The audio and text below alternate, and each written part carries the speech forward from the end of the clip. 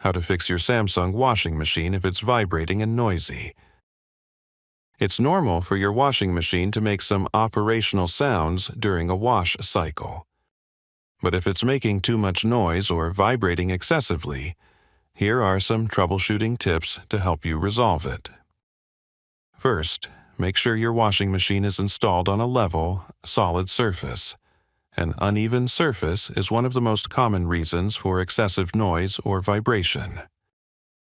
If the floor is uneven, adjust the washing machine's leveling feet until the unit is level. Make sure all the leveling feet are seated on the floor surface, then tighten the nuts using the supplied spanner.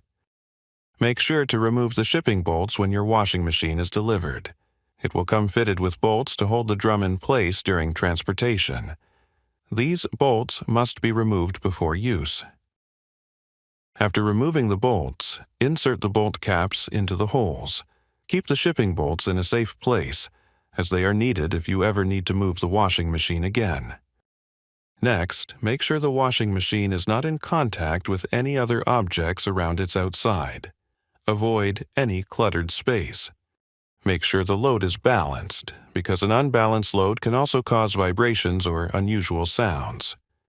Washing only one heavy item will cause excessive noise and vibration and could damage the washing machine. Add more items of a similar weight to balance the load.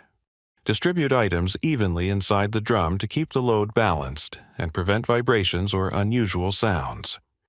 Check for overloading. How much weight the washing machine can handle is based on its capacity. You can find the maximum capacity of your washing machine on the control panel or in the user manual.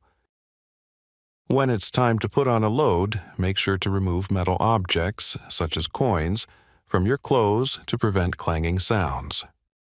Also, clothing with metal decorations, like buttons or zippers, tends to make noise during a wash.